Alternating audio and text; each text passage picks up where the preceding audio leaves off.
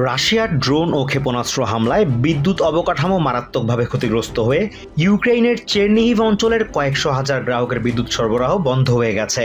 পাশাপাশি বন্ধ হয়ে গেছে পানি সরবরাহ ব্যবস্থাও। স্থানীয় জরুরি সেবাদানকারী সংস্থাগুলোর প্রকাশিত ভিডিওতে দেখা গেছে নারী ও শিশুসহ অসংখ্য সাধারণ মানুষ ইমার্জেন্সি ওয়ার্মিং টেন্টসে আশ্রয় নিয়েছে।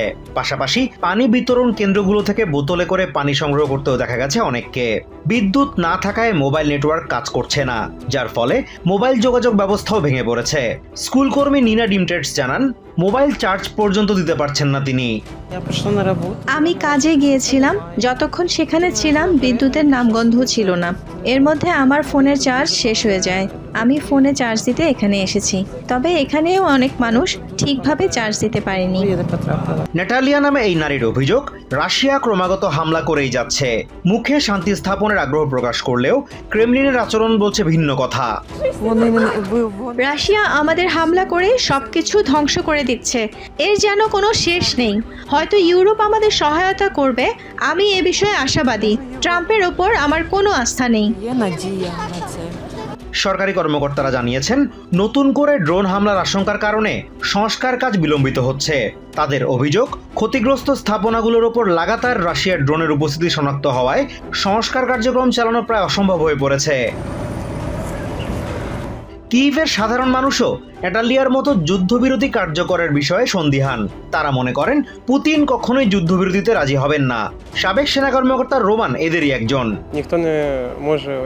রাশিয়ার কাছ থেকে আসলে যুদ্ধবিরতির বিষয়ে ইতিবাচক পদক্ষেপ আশা করাই যায় না। আমার মনে হয় পুতিন কোনোভাবেই যুদ্ধবিরতি মেনে নেবেন না। তাই আমি মনে করি যুদ্ধবিরতির আশা না করে ইউরোপের উচিত ইউক্রেনকে আরও বেশি সহায়তা করা।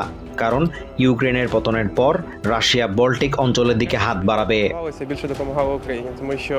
ইউলিয়া জেমলিয়ানা নামে এই এনজিও কর্মী স্পষ্টভাবে বলেন, রাশিয়া যুদ্ধবিরতিতে রাজি হবে এটি তিনি কোনোভাবেই বিশ্বাস করেন না।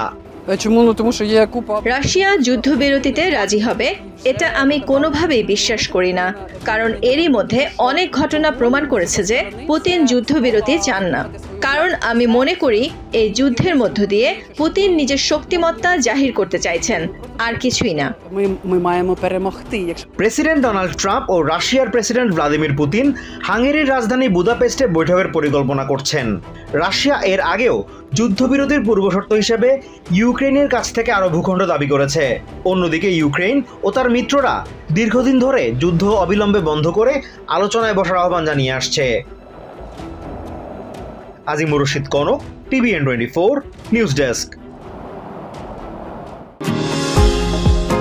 নিউ ইয়র্ক থেকে সম্প্রচারিত TVN 24 টেলিভিশন বিশ্বজুড়ে বাঙালির কণ্ঠস্বর।